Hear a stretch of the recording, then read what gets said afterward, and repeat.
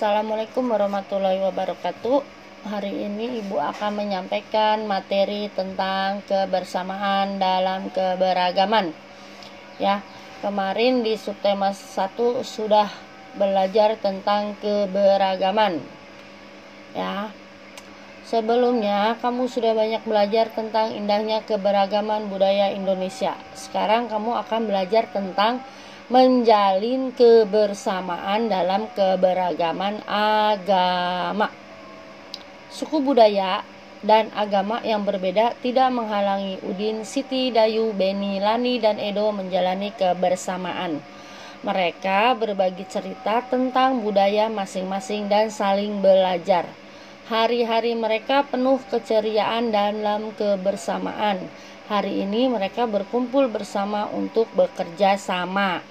Nah, di sini Udin, Siti, Dayu, Beni, Lani, dan Edo itu mempunyai agama yang berbeda-beda. Tapi mereka tetap menjalani kebersamaan dalam melakukan sesuatu. Nah, di sini ada teks cerita berjudul Bekerja Sama dalam Keberagaman.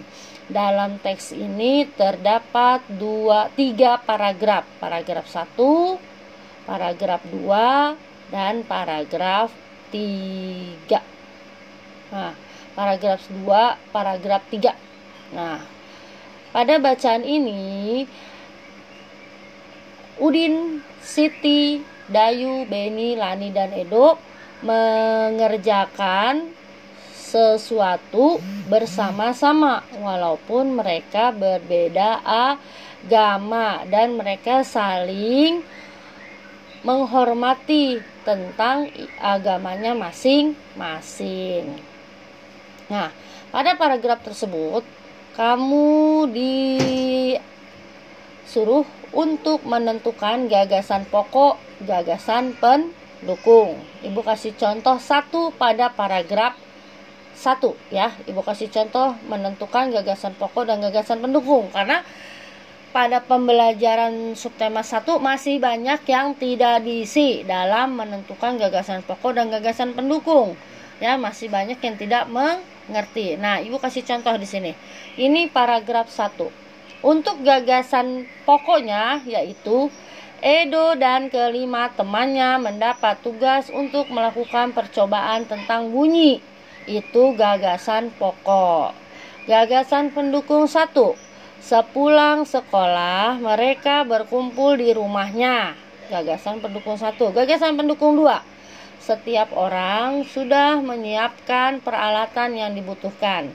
Gagasan pendukung 3. Lani dan Siti membawa beberapa kaleng yang sudah dilubangi. Gagasan pendukung 4.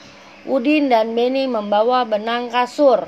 Gagasan pendukung 5. Mereka berkumpul di halaman depan rumah. Gagasan pendukung 6. Keenam sekawan siap bekerja sama melakukan percobaan.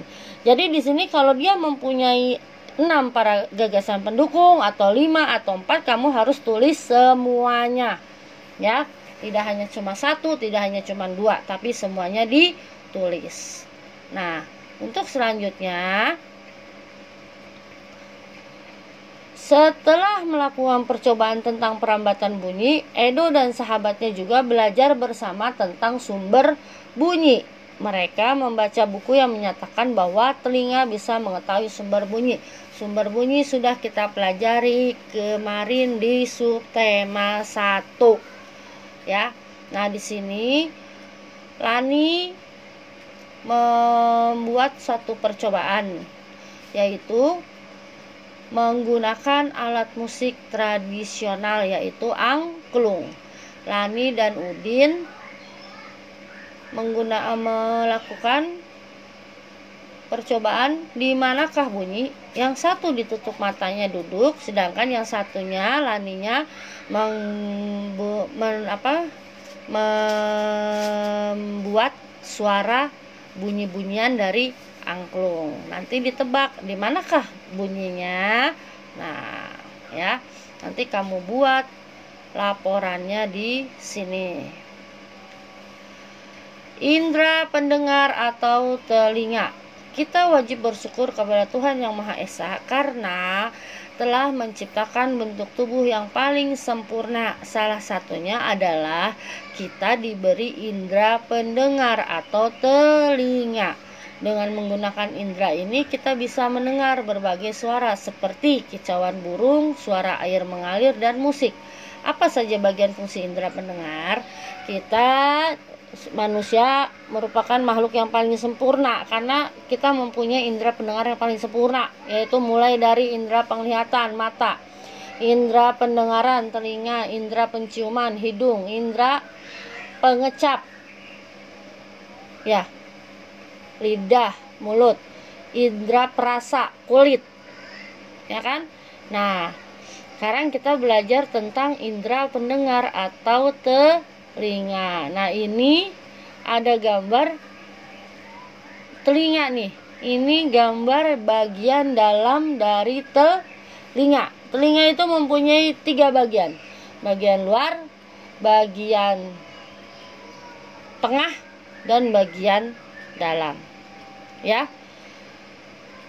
Nah, bagian-bagiannya itu yaitu, nah di sini ada bagian-bagiannya.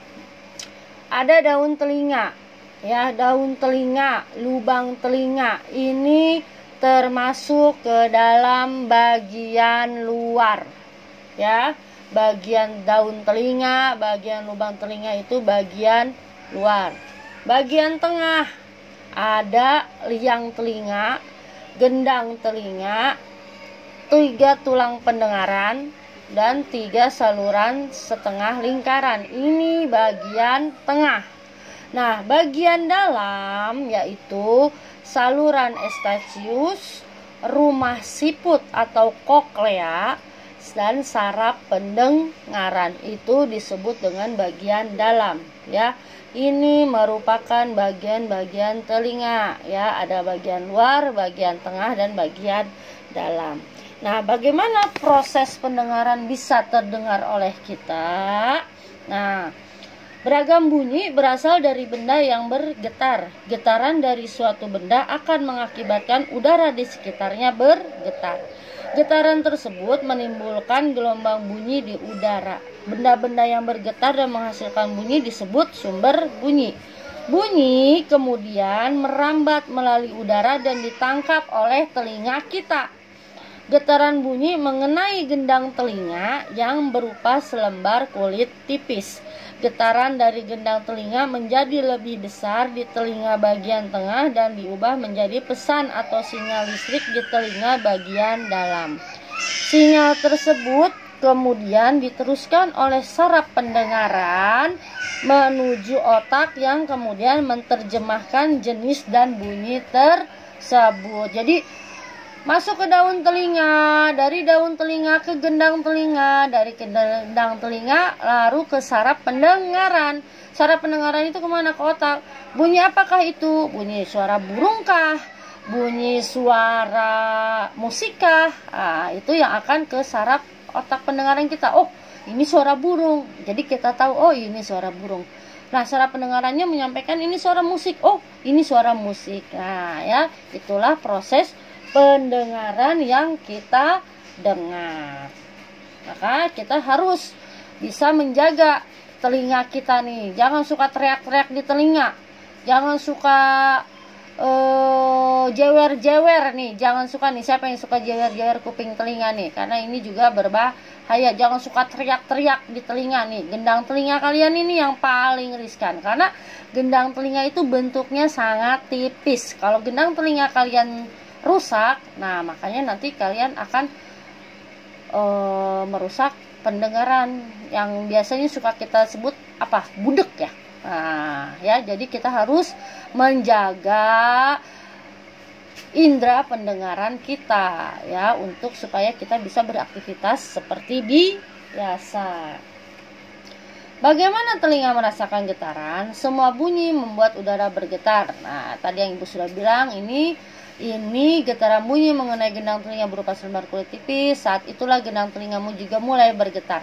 Getaran dari gendang telingamu menjadi lebih besar di telinga tengahmu dan diubah menjadi pesan-pesan listrik di telinga dalammu. Ini juga merupakan proses pendengaran bunyi bisa terdengar oleh kita, ya. Nah, dengan indera pendengar kita dapat mendengar bunyi-bunyi yang berbeda. Keanekaragaman bunyi yang berasal dari tempat ibadah dapat pula kita dengarkan. Indonesia terdiri atas beragam agama. Perbedaan yang ada membutuhkan toleransi di antara pemeluknya. Indonesia itu mempunyai 6 agama yang diakui di Indonesia, yaitu 1. Islam, Kristen, Protestan, Hindu, Buddha, dan Konghucu. Ya, itu agama yang diakui di Indonesia. Dan masing-masing agama mempunyai cara beribadah yang berbeda, pemuka agamanya berbeda, ya, menjalankan ibadahnya berbeda, ya. Nah, tapi walaupun di Indonesia mempunyai agama yang berbeda-beda, tetap toleransi harus terwujud. Tetap kita harus menciptakan toleransi di antara pemeluknya, ya, karena perbedaan itu merupakan identitas bangsa Indonesia. Ya, bangsa Indonesia itu terkenal dengan perbedaannya yang sangat banyak, dari mulai kebudayaan, adat istiadatnya, agamanya, ya. Nah, makanya walaupun kita berbeda-beda, tapi kita tetap satu tujuan, yaitu tetap satu tujuan, yaitu persatuan dan kesatuan. Nah, belajar tentang perbedaan agama, kita ada di sini sebuah cerita, belajar dari cerita. Di sini cerita tentang berbagai macam-macam anak-anak yang berbeda agama. Dia menceritakan tentang cara peribadatannya masing-masing. Nah, di sini kalian harus baca sampai selesai, ya. Nah, nanti kalian jawab, apakah perbedaan yang dimiliki oleh 6 sekawan menghalangi mereka untuk berteman dan bekerja sama? Jelaskan di sini. Kalau ada pertanyaan jelaskan, itu harus dijelaskan. Bukan jawabannya cuman iya, tidak, bukan singkat-singkat, tidak, ya. Kamu baca ini, nah nanti ini jawabannya ada di bacaan tersebut di atas. Nah, mungkin sekian dulu penjelasan pembelajaran 1 dari Ibu, ya. Semoga bermanfaat buat kalian, ya. Tetap kesimpulannya, walaupun kalian berbeda-beda, walaupun kalian mempunyai fisik, agama, kebudayaan, ya, sifat yang berbeda-beda, tapi tetap harus mengutamakan toleransi demi menciptanya persatuan dan kesatuan. Assalamualaikum warahmatullahi wabarakatuh.